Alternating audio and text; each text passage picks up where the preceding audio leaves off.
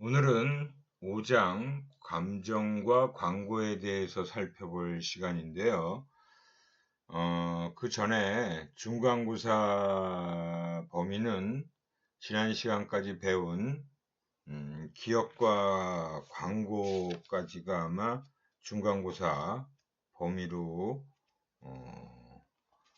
정했어요. 그래서 그 기업과 광고까지니까 오늘 일단 시험 문제에 대해서 좀 말씀을 드리고 그리고 이제 5장 진도를 나가도록 하겠습니다.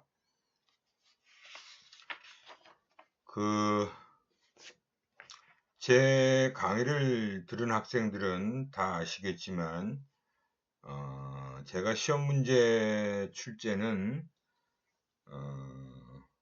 세 가지 유형으로 합니다. OX 문제, 그리고 객관식, 사지선다 내지는 오지선다, 그리고 단답형, 기술형 문제, 이렇게 세 가지 유형으로 출제를 하고요. 문제는 한 30문제 내외로 출제를 하니까 아마 여러분들이 그 수업 시간에 집중해서 잘 수업을 들은 사람이라면 뭐 거의 쉽게 문제를 풀 수 있을 겁니다. 그리고 제가 시험 문제를 낼 때 어떻게 하면 가장 쉽게 아주 쉽게 문제를 출제하니까 뭐 이론을 뭐 논하라 하는 그런 문제는 없어요. 전부 OX 그리고 객관식, 단답형이기 때문에 우리가 배운 내용만 충실히 공부했다면 모두 다 맞을 수 있는 문제들입니다. 근데 뭐 그리고 이제 또 제가 어디서 문제를 출제했다라는 것을 다 알려드려요. 그럼에도 불구하고 만점을 받는 사람들이 거의 없다는 게 안타까운 일이겠죠. 그래서 어쩌다가 한 번씩 한 분, 두 분 정도 만점을 받고 대체로 다 만점을 받는 사람이 거의 없어요. 오늘도 이제 문제가 어디서 출제됐다라는 것을 말씀드릴 겁니다. 여러분들 책을 교재를 갖고 계신 분들은 책을 펴서 보시고요. 뭐 교재가 없는 분들은 우리가 이 배운 장표 그 학습 자료를 펴놓고 체크를 하시기 바랍니다. 우선 서장에서는 일단 한 문제 출제를 했어요.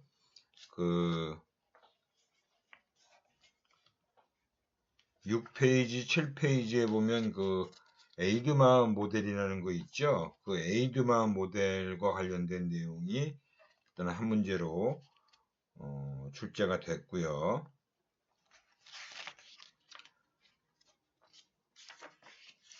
그리고 1장 광고에 영향을 미치는 소비자의 내적 요인의 광고 정보의 지각 과정. 여기서는 노출과 주의에서 노출과 관련된 내용이 있죠. 그 중에 이제 선택적 노출 부분하고 뭐 의도적 노출, 우연적 노출 관련된 내용 보시면 될 거예요.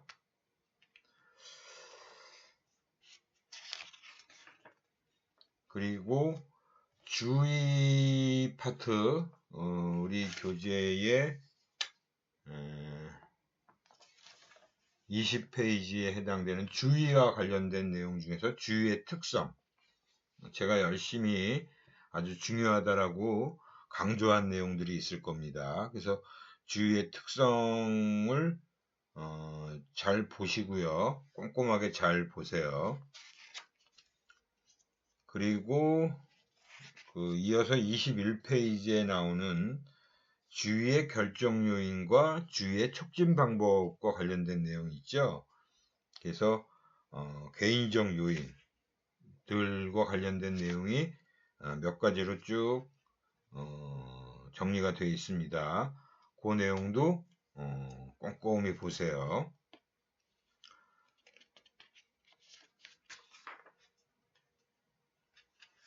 그리고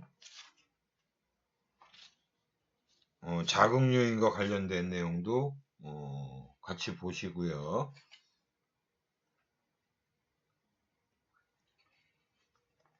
그러니까 우리 교재의 25페이지까지에 있는 내용들을 꼼꼼하게 잘 보시기 바랍니다. 그 다음에 이제 또 지각의 특성 파트에서도 문제를 출제를 했어요. 지각의 특성과 관련된 내용. 뭐 지각의 주관성, 지각의 선택성, 지각적 방어, 그런 지각의 특성과 관련된 내용 꼼꼼하게 잘 읽어보시고요. 그 다음에 지각의 현상과 관련해서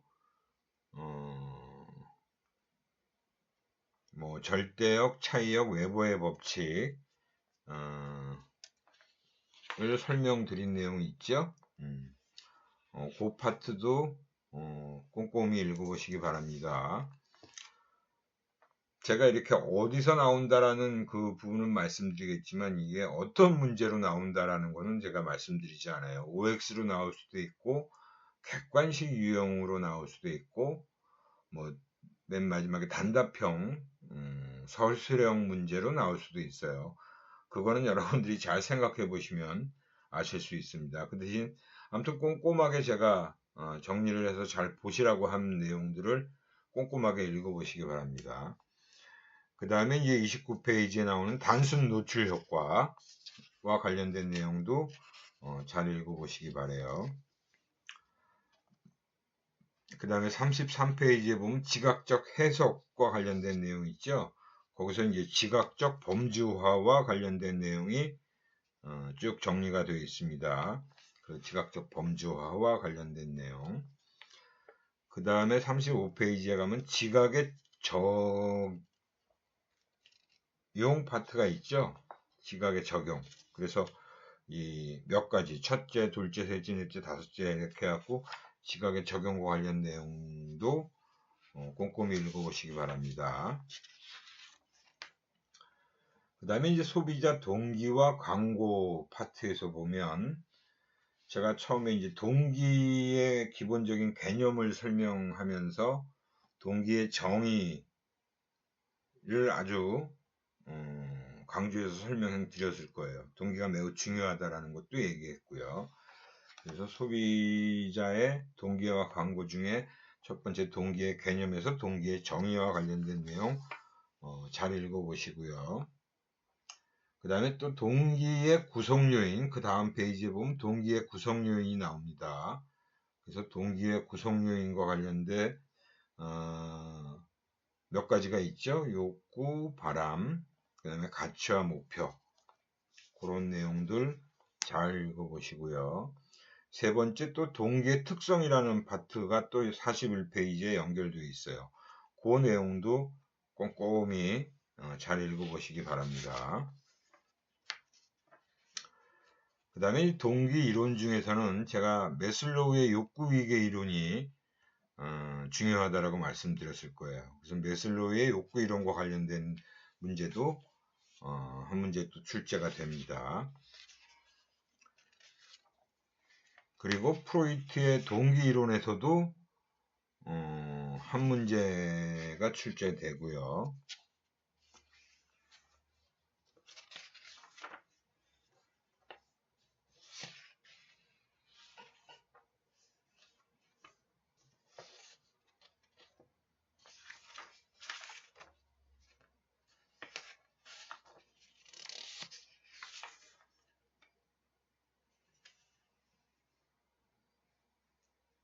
예. 그리고 인지 부조화 이론이 그 49페이지에 나와 있죠. 인지부조화 이론. 인지부조화 이론과 관련된 내용도 꼼꼼하게 잘 살펴보시기 바랍니다.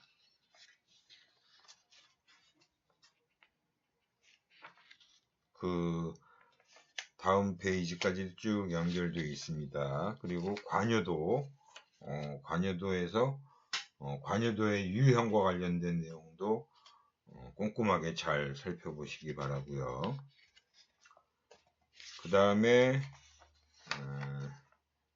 53페이지에 나오는 관여도의 수준과 결정 요인과 관련된 내용이 몇 가지로 요인이 있죠. 소비자 요인, 제품 요인, 상황적 요인 해갖고 이렇게 그 관여도의 수준과 결정 요인이란 부분이 54페이지까지 연결되어 있는 내용이에요. 그거 꼼꼼하게 잘 읽어보시기 바라고요. 예, 그 정도가 이제 동기 파트에서 나오고요. 그 다음에 이제 학습 과정, 광고의 학습 과정에서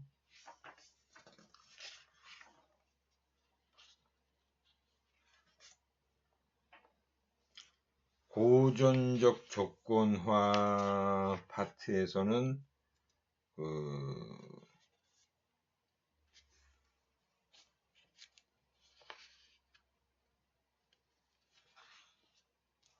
고전적 조건화의 발생 조건이라고 65페이지에 쭉 정리가 되어 있어요. 그죠?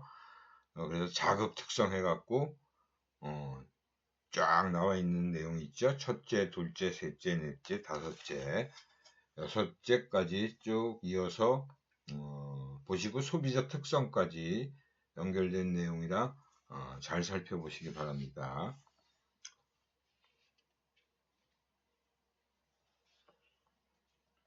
그 다음에 고전 조건화의 주요 특징과 현상에서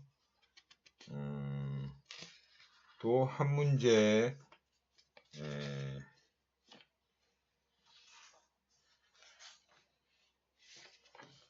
정도 출제를 했어요. 그래서 그 일반화와 관련된 내용 쭉 읽어보시고요. 연결해서 또 변별까지 쭉 읽어보세요.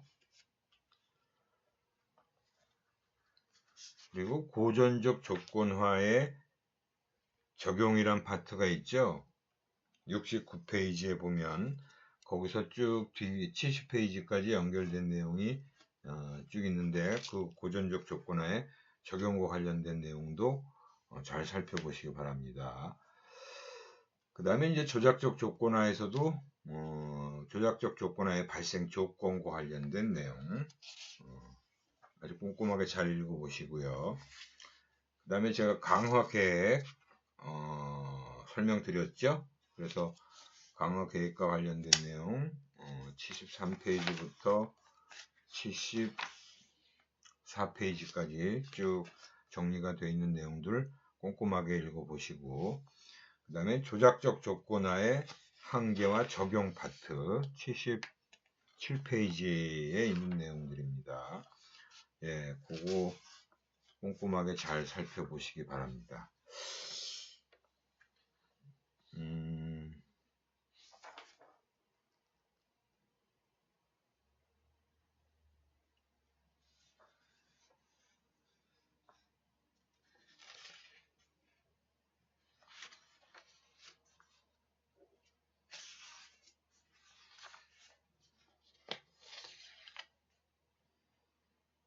네, 그 정도를 보시면 될 수 있을 것 같아요.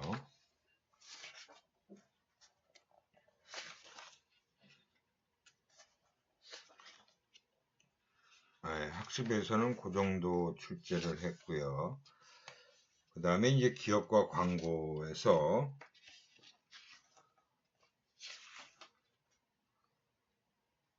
그 단기 기억 내에 정보 처리, 기억 내 정보 저장 두 가지 시험 방법이라고 나와 있는 내용 있죠.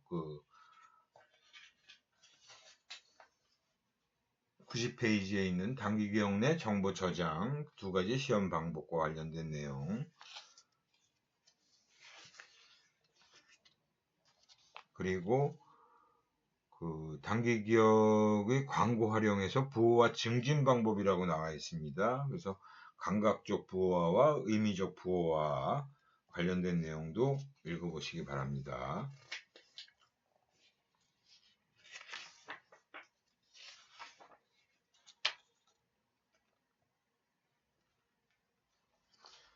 그 다음에 장기기억의 구조의 의미망 모델 중에서 노드를 형성하는 정보 내용이라고 하는 내용이 있죠. 97페이지에 보면 6페이지랑 7페이지에 걸쳐서 노드를 형성하는 정보 내용도 한 문제 정도 출제가 됐고요.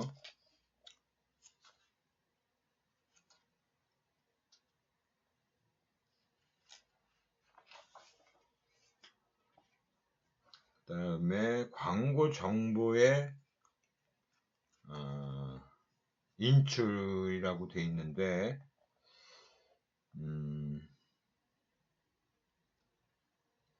자극 특성에 따른 기억 향상 요인이라는 게 이제 101페이지에 나와 있습니다. 거기 정보 특성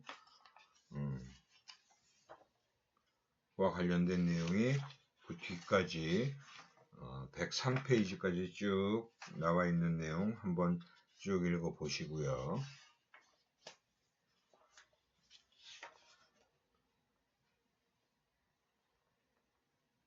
그 다음에 이제 광고 정보의 망각해서 104페이지에서 105페이지에 걸쳐져 있는 내용이 있죠. 망각의 원인에는 간섭과 인출 실패라는 내용이 쭉 정리되어 있습니다. 그 부분은 꼼꼼히 잘 읽어보시면 돼요. 예, 이렇게 해서 기억까지 중간고사 범위로 제가 문제 출제를 했으니까 강의 시간에 수업 시간에 제가 강의하는 내용을 정말 집중해서 잘 들은 사람이라면 뭐가 제가 중요하다라고 강조한 내용들이 있을 거예요. 그런 내용들은 다 이제 시험 문제로 다 출제된다라고 보시면 됩니다. 그래서 제가 이렇게까지 뭐 어디서 낸다라는 것까지 다 알려드렸으니까 중간고사 잘 보시기 바래요. 제가 그 공지사항에다가 강의실 분방 강의실도 다 거기다가 올려놨죠. 그래서 그 본 강의실하고 분반된 강의실하고 아마 반반 정도로 아니면 6대4 정도로 아무튼 널찍이 앉아서 시험을 봐야 되니까 그렇게 아시고 뭐 조금 일찍 온 분들은 본 강의실로 가고 조금 늦게 오시는 분들은 분반 강의실로 바로 가셔도 됩니다. 예, 아무튼 시험들 잘 보시기 바래요. 예, 오늘은 이제 감정과 광고를 살펴보도록 하겠습니다. 감정과 광고.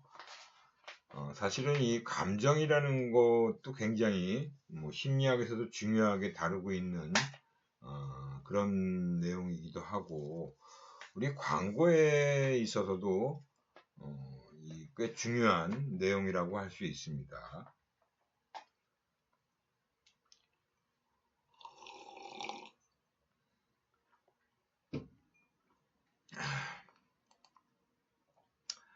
학습 목표를 보면 이성 소구 광고와 감성 소구 광고의 정의를 한번 살펴보고요. 그리고 두 번째가 감정의 특성과 기능, 세 번째가 광고 정보 처리에서의 감정의 영향력이라는 것을 살펴보도록 하겠습니다. 우선 감정의 특성을 보면 감정의 종류와 기능, 우리 심리학에서 이 감정과 관련된 연구를 또 수행하는 연구자들이 꽤 많아요. 그래서 이 감정에 대한 감정을 어떻게 나누고 분류하고 뭐 이런 감정의 종류, 그 다음에 기능, 그죠? 정의와 분류, 감정의 특징과 기능에 대해서 살펴보고, 그 다음에 이제 감정의 영향에서 인지 과정에 대한 감정의 영향. 우리가 인지와 감정은 전혀 별개의 분리된 것이다라고 우리가 자꾸 생각하는 경우가 많은데, 인지 과정에 사실은 감정이 많이 개입된다라고 볼 수 있어요. 그래서 영향력이 꽤 크다라고 볼 수 있고요. 또 행동에 대한 감정의 영향이라는 것도 뭐 여러분들 다 경험해 봤으니까 우리가 행동을 할 때도 역시 감정에 의해서 행동이 달라지기도 하죠. 그런 부분을 또 살펴보기로 하겠습니다. 그 다음에 이제 소비자의 감정 반응과 광고 효과입니다. 특히 광고라는 것도 소비자들이 광고를 보면서 어떤 감정이 유발되느냐에 따라서 그 정보 처리를 하는데 많은 영향을 미칠 수밖에 없겠죠. 그래서 광고 정보 처리 과정에서 감정의 역할이 무엇인지, 어떤 역할들을 하고 있는지, 감정적인 정보 처리, 그리고 광고가 유발하는 감정 반응, 특히 광고가 유발하는 감정 반응에 관련된 연구도 국내외에서 많이 이루어졌다라고 보시면 돼요. 그리고 이제 광고 태도, 그리고 광고 태도가 곧 브랜드 태도로 연결되어지는 그러한 부분에 있어서의 광고 효과라는 부분도 매우 중요한 내용이라고 볼 수 있죠. 그래서 이제 우리가 태도의 개념, 광고 태도의 개념, 그리고 광고 태도와 브랜드 태도의 관계, 그리고 광고 태도의 전략적 활용이다라고 해서 이 감정과 광고와 관련된 내용들을 쭉 살펴보겠습니다. 우선 첫 번째가 이제 감정의 특성이에요. 그 감정의 특성이라는 것에서 가장 먼저 살펴봐야 될 내용이 바로 감정의 종류와 기능이라고 할 수 있습니다. 감정의 종류와 기능. 우선 감정이라는 게 뭔지 기본적인 정의는 바로 개인이 의식적으로 경험하고 주관적으로 느끼는 정신적 상태다라고 정의를 내릴 수가 있습니다. 이 감정과 감정이라는 것은 굉장히 포괄적인 용어라고 봅니다. 우리 심리학에서는 이 감정이라는 부분을 굉장히 세분화해서 보고 있어요. 그래서 정서, 이모션이라고 하는 거예요. 정서는.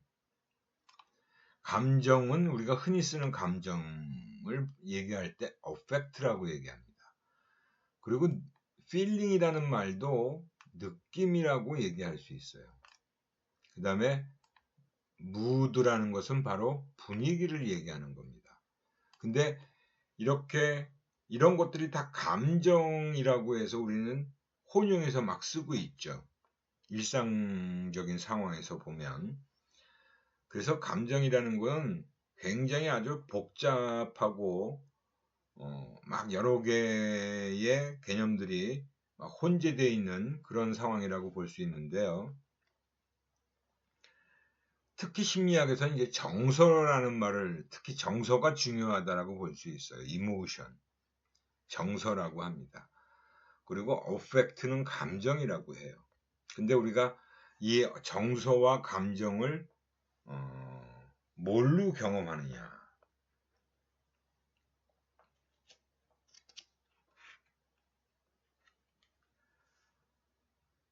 여러분들이 오늘 왠지 기분이 꿀꿀해라고 얘기할 때 그 꿀꿀하다는 우리 말로는 이제 꿀꿀하다는 표현을 쓰는데 그 꿀꿀해라는 내 기분 상태, 그 감정 상태가 꿀꿀해라는 상태를 얘기하는 거겠죠. 그런 건 그냥 감정이라고 얘기하는 거예요. 말 그대로. 그냥 어떤 대상도 없이 내가 오늘 왠지 쓸쓸해, 왠지 우울해 라고 얘기할 때 감정이라고 얘기하는 거예요.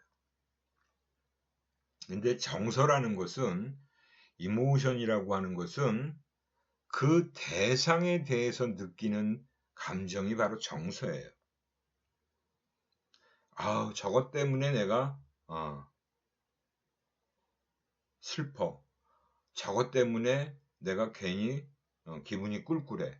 그 꿀꿀한 거에 대상이 있으면 그건 정서라고 하는 겁니다. 그러니까 감정과 정서가 엄연히 구별되고 있죠. 그런 이제 개념이다라는 걸 여러분들이 어느 정도 좀 알고 계셔야 되고요. 그리고 이제 감정의 세 가지 요소를 얘기하는데 그 첫 번째가 주관적 경험이에요. 주관적 경험. 그러니까 감정은 사실은 나 자신, 내 스스로가 느끼는 주관적 경험이라고 봐야겠죠. 내가 경험하는. 객관적인 게 아니고 주관적인 겁니다. 공포, 기쁨, 놀람, 이런 어떤 특징적인 느낌 혹은 주관적 경험이라고 얘기를 하는 거예요. 그리고 이제 두 번째는 주관적 경험에 따라서 일어나는 생리적 각성 또는 흥분이라고 얘기하는 부분입니다. 이게 이제 두 번째 요소라고 봐야죠. 생리적 각성. 즉 내가 어떤 감정 상태가 되느냐에 따라서 내 몸에 신체적인 변화가 일어나요. 그게 생리적 각성이에요. 여러분들 막 긴장한 상태가 되면 어떤 것 때문에 무섭다라든가 그러면 막 무서운 감정을 느낄 때 막 땀이 쫙 흐르잖아요. 그죠? 그리고 또 내가 어떤 것 때문에 막 분노가 치밀 때도 사실은 막 땀도 나고 부들부들 떨리고 그러죠. 그것도 역시 생리적인 각성 상태가 변화되고 있다는 것을 얘기하는 거죠.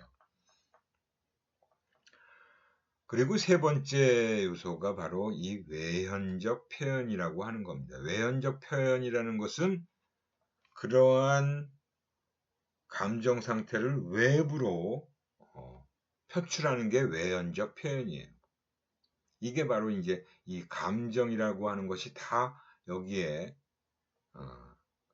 이런 것들을 다 포함하고 있다라고 볼 수 있죠. 그래서 세 가지 요소로 되어 있다라고 볼 수 있습니다.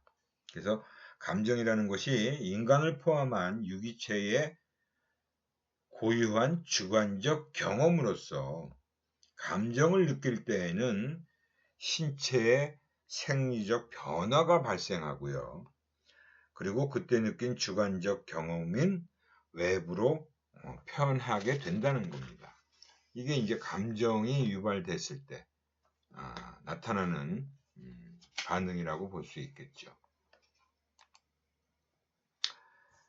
그래서 이 감정과 관련된 이제 정의와 분류에서 특히 이 플루칙이라는 학자가 플루칙이라고 하는데 1980년도에 다차원적 정서 모형이라는 것을 발표했어요. 이 플루칙이라는 학자가 이 사람은 인간의 그런 다양한 감정을 가장 기본적인 8가지 정서로 분류를 했습니다. 이 기본 정서 8가지가 인간의 가장 기본적인 정서다라고 얘기를 한 거예요. 그래서 이 플루칙의 다차원적 정서 모형이 표 1-12에 이렇게 제시가 되어 있죠. 우리 교재에도 그림으로 표현되어 있습니다. 이렇게 이제 여기 보면 기본적인 정서를 사랑, 순종, 경외심, 실망, 후회, 경멸, 공격, 낙천주의라고 이렇게 표현해 놨는데 사실은 기본적인 그 정서는 기쁨, 수용, 두려움, 놀라움, 순종, 혐오, 분노, 기대라고 할 수 있어요. 그죠? 기쁨, 수용, 두려움, 놀라움, 슬픔, 혐오, 분노, 기대. 이게 사실은 기본적인 8가지 정서예요. 그리고 이 8가지 정서의 이 3차원적인 모형은 바로 이건 뭘 얘기하냐면 강도와 유사성 그리고 양극성의 특징을 갖는 원추형의 3차원 구조로 또 개념화할 수 있다는 것도 연구 결과로 발표를 했습니다. 그래서 이 강도라는 건 보면 이 강도가 나타나고 있는 거죠. 그죠? 여기 이 강도가 분명히 다르게 나타나고 있는 거예요. 그래서 그 강한 정도에 따라서 느끼는 정서가 달라진다는 것도 이렇게 보여주고 있는 거죠. 수직 차원은 정서적 강도, 횡단면이라는 것은 바로 정서의 유사성, 그리고 원추의 반대편에 마주한 점은 양극성을 나타낸다. 서로 반대되는 위치에 있는 건 반대되는 정서라고 본 거죠. 그래서 이 혼합정서라는 것도 이 사람이 정리를 했어요. 우리 기본정서 8가지가 이 원에 분류가 되어 있죠. 기쁨과 수용을 합치면 사랑이라고 하는 혼합정서로 이루어진다는 거예요. 그래서 혼합한 감정 상태를 경험한다는 것이 바로 이런 얘기입니다. 그래서 사랑은 수용과 기쁨이라는 기본 정서가 혼합돼서 플러스돼서 사랑이라고 하는 정서를 우리가 경험하게 된다는 걸 얘기해 주고 있는 거예요. 기본 감정 8가지가 우리 교재에 표 1-4에 정리가 되어 있고요. 그래서 그 각각의 소비 장면에서의 사례도 같이 쭉 정리가 되어 있습니다. 그것들을 한번 읽어보시면 될 것 같아요. 이게 바로 플루칙이 발표한 다차원적 정서 모형에 관련된 내용들이에요. 이래서 여기 이제 기본 정서 경험이다라고 해서 이 8가지에 대한 정서를 쭉 정리해 놨죠. 수용, 역겨움, 공포, 분노, 기쁨, 슬픔, 놀람, 기대. 이러한 정서가 바로 8가지의 기본 정서라고 하는 겁니다. 이 기본 정서, 기본 감정 8가지의 각각의 그 예를 보면 수용이다라는 것은 뭐예요? 사회자를 매우 좋아하는 사람이 TV 토크쇼를 시청하는 거예요. 이게 수용이라는 거예요. 좋아하는 사람이 TV 토크쇼를 시청하는 거. 역겨움, 상한 우유를 한 모금 가득 마신 후 그 사실을 깨달았을 때 역겹다라는 걸 알죠. 공포, 이것도 또 캔을 따서 한 입 먹은 직후에 보틀리누스 식중독균 뉴스를 머릿속에 떠올리게 되었을 때 이거 공포심이 이제 분명히 유발될 수 있다는 거죠. 식중독균이라는 게 참치캔에 있다라는 그런 뉴스가 나오는 거를 내가 떠올리게 되면, 그죠? 분노, 중고자동차 세일즈맨이 사고 기록을 속여 사실을 인식했을 때, 중고차를 샀는데 사고가 없는 차라고 멀쩡한 차라고 속여서 팔았어요. 근데 그 사실을 내가 알게 되면 분노, 그죠? 화가 나겠죠. 기쁨이라는 건 뭐예요? 가장 좋아하는 베토벤의 9번 교향곡 피날레를 듣고 있을 때 굉장히 기쁜 감정을 정서를 느끼고 있는 걸 얘기하는 거예요. 슬픔, 7살 크리스마스 날 아침 선물로 받은 비디오 게임기가 작동하지 않을 때 그건 슬픈 거죠. 놀람, 그 프리미어 최하위 팀이 최강팀 맨체스터 유나이티드를 3대 0으로 제압하는 경기를 볼 때, 그건 놀라는 상황이 되는 거죠.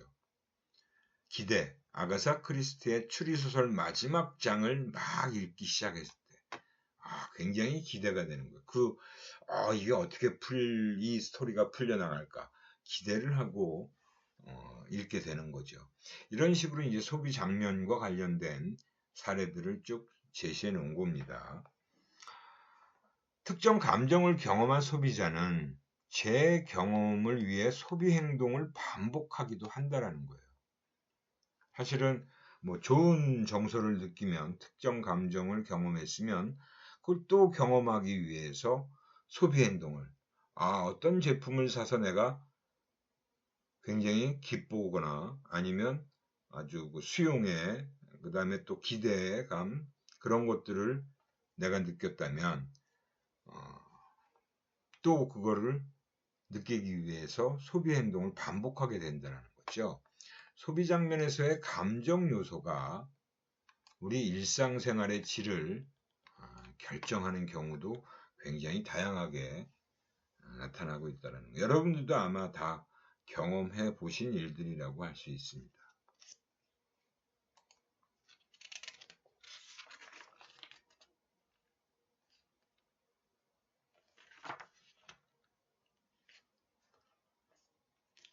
그 다음에 나오는 내용이 이제 감정의 종류와 기름 중에서 감정 반응의 유형이에요. 그 유형에 대한 내용도 우리가 아까 앞에서 제가 먼저 언급을 하긴 했었죠. 우선 정서라고 하는 거, 이모션이라고 하는 거는 기쁨, 사랑, 공포, 분노 등 구체적으로 느끼는 주관적인 감정 상태다. 구체적으로 느낀다는 게 바로 어떤 대상에 대해서 내가 느끼는 주관적인 감정 상태예요. 기쁨, 사랑, 공포, 분노, 대상이 분명히 존재하고 있다는 거죠. 그래서 이 정서라는 건 강도가 세고 각선 수용도 꽤 높은 그리고 생리적 반응도 수반하는 경우입니다. 그 다음에 느낌이라고 하는 feeling이라고 하는 것은 정서보다는 좀 약해요. 덜 강하고 다소 약한 생리적 반응을 수반하는 감정이다. 뭐 따뜻함, 만족감, 슬픔 등의 감정 이런 느낌을 얘기하는 거고요. 그 다음에 우리가 또 흔히 무드라는 말도 많이 사용하죠. 뭐 감정의 강도가 낮아요. 그리고 생리적 각성이 거의 수반되지 않습니다. 이건 신체 변화까지는 수반하지 않는다라는 거예요. 감정의 강도가 낮기 때문에 그러니까 굉장히 은은하게 느낄 수 있는 그런 거죠. 그래서 매장의 분위기라는 게 상점 선택뿐 아니라 매장 안의 소비자 행동에도 영향을 미친다. 그 매장의 분위기라는 게 그래서 매우 중요하다라는 거죠. 소비자들의 감정 상태를 차분히 이끌어주고 또 소비자의 행동에도 영향을 미치는 거잖아요. 그죠? 굉장히 아주 분위기가 아주 따뜻한 분위기를 연출하는 음악을 쫙 틀어놓고 그 음악 속에 내가 어떤 커피를 마시는 그런 커피 매장에서 그러고 있으면 커피 맛도 좋고 커피 향도 좋게 느껴지겠죠. 그런 음악과 함께 백화점이라는 곳이 또 역시 매장 분위기를 굉장히 중시하는 부분도 있고요. 패션 매장도 마찬가지죠. 옷을 파는 매장도 그런 분위기라는 게 그런 경우에 많이 작용하고 있을 수밖에 없다는 거예요. 그 다음에 이제 평가라고 얘기하는 것은 강도가 가장 약한 감정이에요. 대상에 대한 태도라고 볼 수 있고요. 호의도 또는 선호도라고 얘기하는 겁니다. 그러니까 우리가 소비 행동에서 보통 소비 상황에서 얘기할 때 어느 정도의 호감도, 호의도를 갖고 있는지 아니면 선호도를 또 물어보는 경우가 있죠. 뭐가 제일 좋은지, 그거보다 약하게 그 다음 좋아하는 건 뭔지 선호도를 물어보는 경우가 이 평가에 해당되는 부분이라고 봐야겠죠. 그래서 이러한 감정 반응의 유형도 우리가 좀 구분해서 구분할 줄 알아야겠다라는 부분이 있고요. 이런 것들이 이제 우리 소비자들의 여러 가지 상황에서 우리가 다 다르게 느껴지는 감정들이다라고 보시면 됩니다. 그 다음에 나오는 내용이 이제 감정의 특징과 기능과 관련된 내용인데요. 우선 특징을 살펴보면 감정의 특징.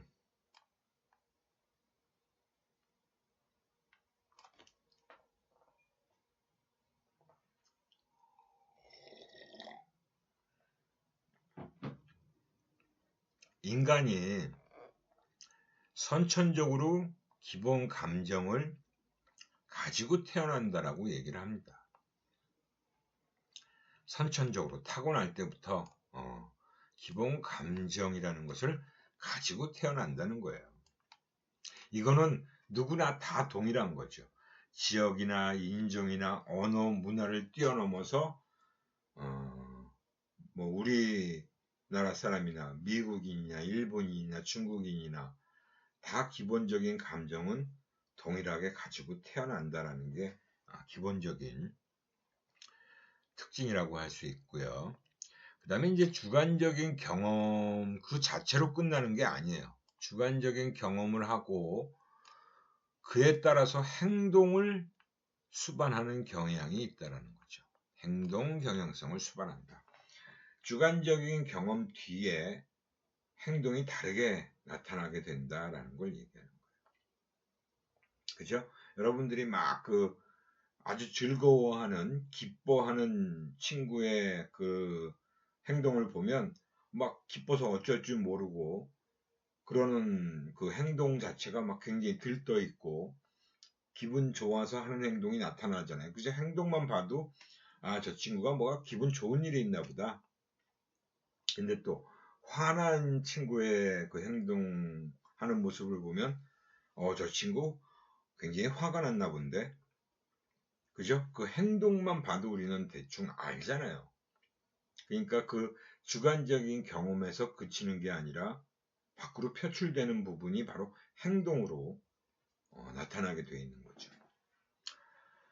의도적인 계획이나 의식적인 통제가 어려워요. 정말 우리가 얼굴이 두꺼운 사람, 정말 철면피다라고 하는 사람이 아니고서는 그런 어떤 자기의 감정을 통제한다는 게 아주 쉬운 일이 아니죠. 굉장히 어렵습니다. 그죠? 근데 이제 간혹가다 우리가 정말 자기의 감정을 드러내지 않는 그런 사람이 있기는 있어요. 그죠? 지속성이 약해요. 그리고 쉽게 변합니다. 그 감정 상태가 계속되지는 않는다는 거죠. 어느 정도 지속되긴 하는데 그렇게 강하진 않아요. 그리고 또 쉽게 변할 수도 있어요.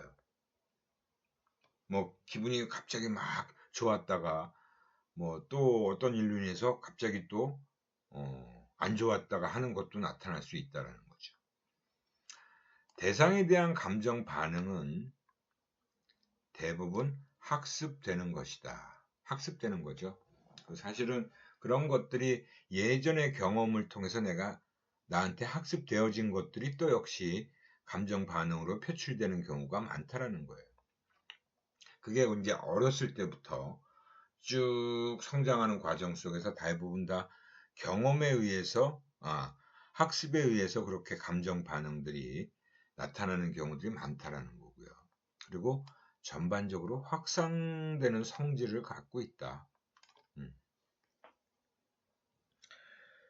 그러니까 우리 개인들이 긍정적인 자극상을 맞아서 기분이 좋아지면 그 대상에 대해서만 긍정적 감정을 갖는 것이 아니라 전반적인 행동에 모두 영향을 미치게 된다는 걸 얘기하는 거예요. 그러니까 내가 어떤 나한테 그런 막 그 기분 좋은 나를 기쁘게 해준 대상으로 인해서 내가 그런 정서 상태가 됐는데 그걸로 끝이는 게 아니죠, 사실은. 그 기분 좋음이 다른 곳에도 다 연결이 돼서 확산되는 경우가 많잖아요. 그죠? 기분 좋을 땐 그렇고 또 기분이 나쁘면 그 나를 기분 나쁘게 한 대상에만 기분 나쁜 것이 나타나는 것이 아니라 다른 거에도 우리는 괜히 또 막 딴 거에도 분풀이도 하고 화도 내고 그러잖아요. 그렇게 확산되는 성질을 갖고 있다는 걸 얘기하는 겁니다. 이렇게 해서 우리가 감정의 특징까지 살펴봤는데 오늘은 시간이 또 다 된 관계로 이 정도로 마치도록 하고요. 여러분들 질문 코너에 정확히 잘 이해가 안 되는 부분이 있으면 반드시 좀 질문들을 해주세요. 이번 그 학기에도 보면 질문이 거의 없던데 한 두세 명 정도가 질문한 정도고 또 어떤 경우에 쪽지를 통해서 질문을 한 학생도 있고요. 근데 질문 코너에 올리면 뭐 본인도 질문한 거지만 또 다른 학생들이 보고 도움이 될 수도 있으니까 질문 코너에 꼭 등록을 해 주시기 바랍니다. 제가 바로바로 보진 못해도 뭐 보는 대로 답변을 달아드리도록 할 테니까요. 예, 아무튼 뭐 공부하시면서 또 그 중간고사 범위인 그 기업과 광고까지 혹시 배운 내용 쭉 복습하시면서 질문사항 있으시면 질문 코너에 반드시 올려주십시오. 예. 예, 오늘 이 정도로 마치고요. 다음 시간에 계속해서 감정에 대한 내용을 살펴보도록 하겠습니다. 수고하셨습니다.